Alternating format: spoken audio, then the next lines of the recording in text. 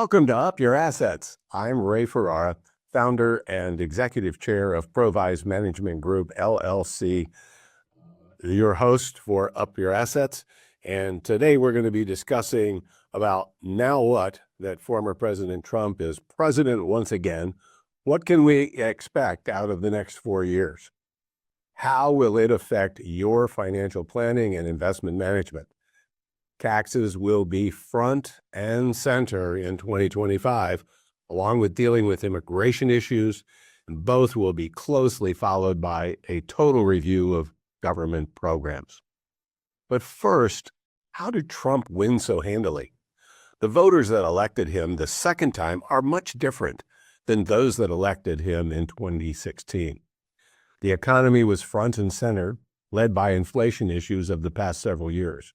A large majority of voters gave him the edge over Vice President Harris, not only on the economy, but on immigration and crime. Clearly, he lost a significant amount of support over the abortion issue, with women favoring Harris. But this was more than offset by men who overwhelmingly supported Trump, even among Black men. The Latino vote was a major block in his corner.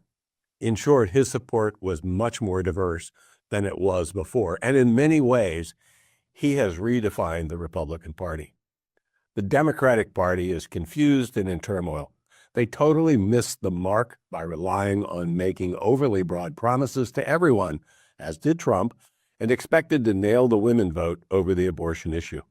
They stuck their head in the sand on the economy because it had done well under Biden, but voters, even traditional Democratic voters, continued to feel the 25 to 30% rise in prices over the past 4 years. Here's your trivia question. Who is the only other person to be reelected to presidency a second time after losing following his first term? The answer is at the end. Trump won both the electoral and popular vote and is the first Republican to do so in a long time. As a result, he and his supporters have declared he has a mandate, and there is little doubt that he will take advantage of it during the next 2 years. Could it be argued many of his voters came from people who disliked Harris more than voted for Trump himself? Of course. Therefore, the midterm elections in 2026 could change the complexion of Congress, and the Republicans will push hard to make change over the next 2 years. Let's talk about taxes. First, let's explore the backdrop. Expect a major tax bill within the first 100 days of Trump's second term. Although many moderate Republicans rebuffed him the first time around, they will not this time. If the Senate uses the budget reconciliation approach, they'll simply need a majority of votes versus the 60 votes needed otherwise. Thus, a few wild cards could be the Republican women in the Senate, who are definitely not MAGA Republicans, and/or the Republican fiscal hawks, who could find themselves with the swing votes to keep the 50 votes needed to pass legislation, with Vance casting the deciding vote. The House might require a little more nuance and compromising by Trump, as the margin of Republicans' control there is very thin. Because of budget rules, it'll be virtually impossible to make tax cuts permanent. Congress must find revenue to offset the spending or reduce spending because of lower revenue from income taxes going forward. It's easy for members of Congress to cut spending until, of course, the cuts come from their respective district and state. Trump will try to use the revenue from tariffs to offset lost revenue. While the tariffs will help, they will not be able to do it alone. It will also take spending less. Trump has set up the Department of Government Efficiency, or DOGE, headed by Elon Musk and Vivek Ramaswamy. They will need to find cuts and to brag that there's $2 trillion that can be removed. Let's just put the cards on the table. That's impossible. That would come close to eliminating everything except mandatory spending. I think a more modest $500 billion might be found over the next couple of years. They will likely find it difficult to eliminate government jobs, as the politicians in Congress will want to protect those jobs back home. That said, there are a lot of savings available in the D.C. metropolitan area. There is already talk of eliminating the Department of Education, and perhaps the Consumer Financial Protection Bureau.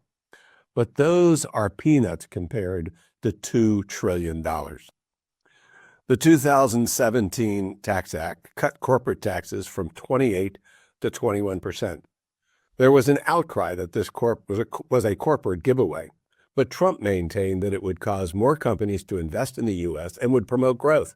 And he was right on both counts, as corporate taxes paid reached an all-time high in 2023 and will likely set a record for 2024. He will look to push for a 16% tax, but this will probably settle in at 18 to maybe 20%. Turning to individual taxes, we anticipate that the 2017 tax brackets will stay in place, but will again be temporary for 4 to 6 more years. Why not permanent? Because budget reconciliation requires any loss of revenue to be replaced by other revenue and/or lower expenses. The state and local tax, SALT, limited the deduction to $10,000. It will not be raised unless Trump needs a trade-off. It will not be eliminated, but likely will be adjusted for inflation going forward.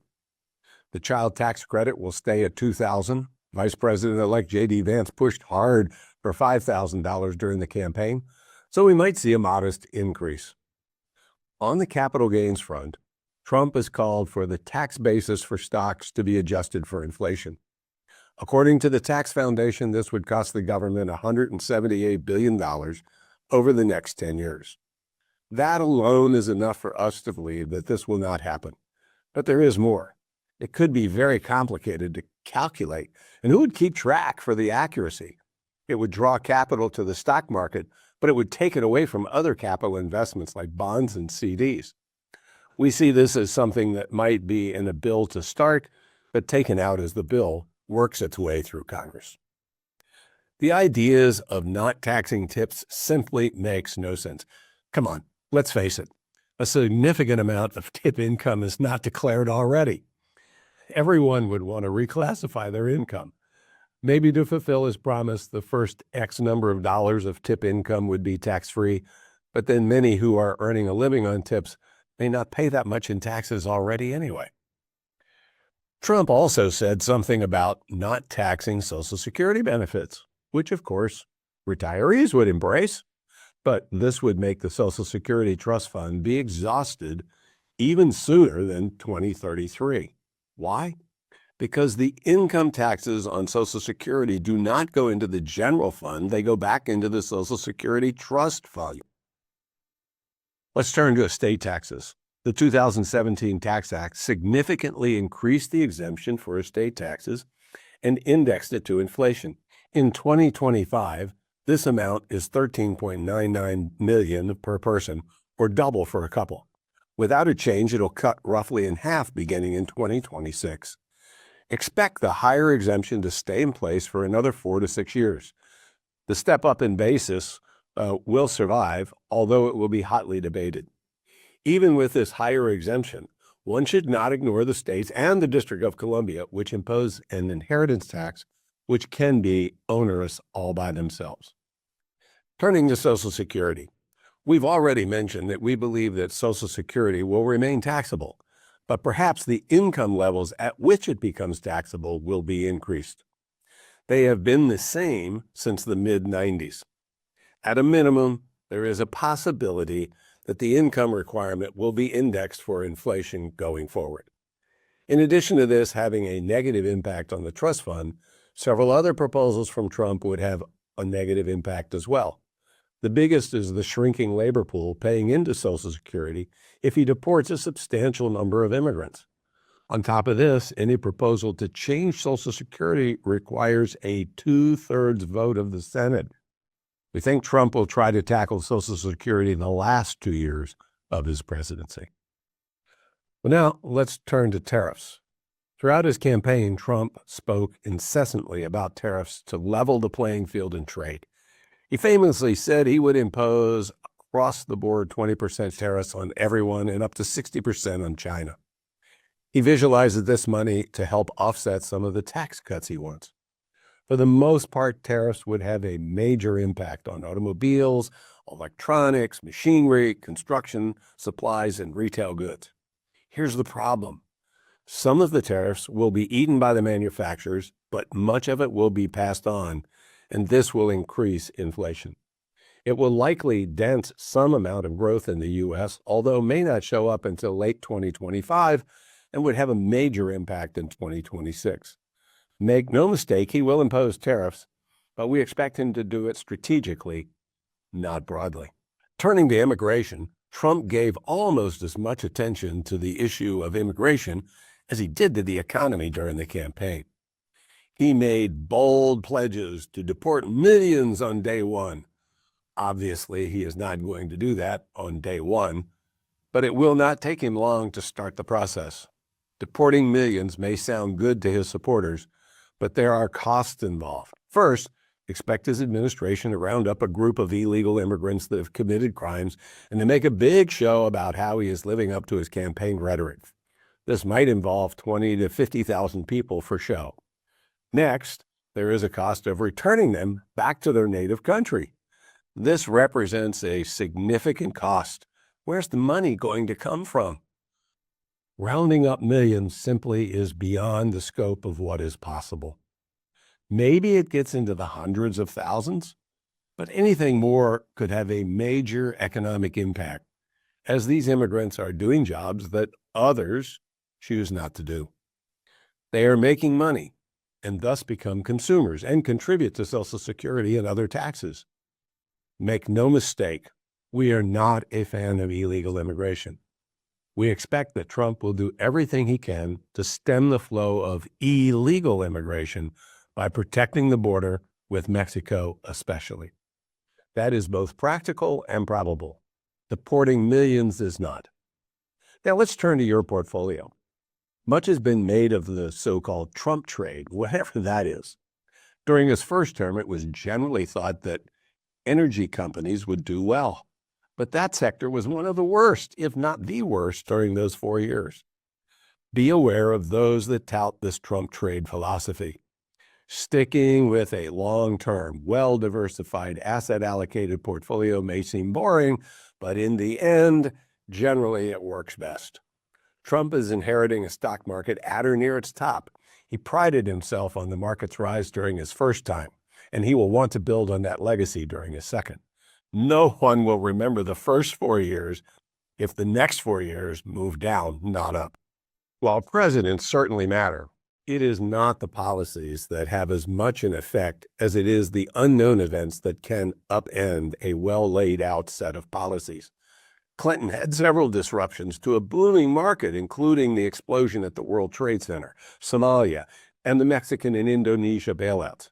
George W. Bush inherited what became the dot-com bust, and then the financial crisis, which led to the Great Recession. Obama rode the wave of recovery from the Great Recession. Both Trump and Biden had to deal with COVID. None of these events were expected, but they happened and disrupted the economic engine and agenda of the United States. While we're talking about policy, please realize that even the things Trump might do on day one will take time to have an effect. Several presidential resolutions will be challenged in court and put on hold. Some regulations and policies cannot be changed so quickly. Policy must be developed, written, enacted, either by time and or by Congress, and then put into action itself. Do not react to everything said, let alone done. You'll be chasing the tail of the dog. From both a financial and personal perspective, 4 years is a relatively fleeting period of time. Your goals are not tied to presidential cycles. Keep focused on the long term. The past 4 years have not been great for many businesses due to heavy regulation. Many of these regulations will be undone by a Trump administration, which should make it easier and less expensive for businesses to operate, which in turn will increase profits. Initial public offerings, IPOs, should emerge, bringing more companies into the public market domain. The objection to mergers, which has been a mainstay for the Federal Trade Commission these past 4 years, will disappear and likely lead to more mergers and acquisitions. On the positive side, you should see the next 4 years to be good for energy, crypto, credit cards, banks, insurance companies, defense, and steel. It will be unbelievably bad for green initiatives and healthcare. Put your political opinions and biases aside, regardless of which party you favor, when making investment decisions. And now a few final thoughts. Okay, for one more time, think long term. While bonds, because of lower interest rates, and stocks, because of improving profits, are likely to increase, it might make sense to overweight equities the next few years. Expect slower wage growth and less jobs, but still growing. While the unknown is often what upsets the economic apple cart, the one known that could be the Achilles heel is the national debt. From 1789 to 1989, the U.S. accumulated $2.9 trillion in debt. From 1990 to today, we've added about another $33 trillion of debt with no end in sight. The interest payments will be about $890 billion. We have to find ways to cut expenses and raise revenue. But these two things alone will not be enough. We must also grow our way out, and that growth needs to be 3% or greater. It will take much greater productivity, and artificial intelligence may provide it for the next decade, just as the emergence of the internet did in the 1990s. We are eternally optimistic about the long run. I've been doing financial planning and investment management for over 50 years. And every time there's a crisis or a major negative issue facing America, we find a way to turn lemons into lemonades. We see no reason for that to change today. Now go out there and up your assets. Thank you.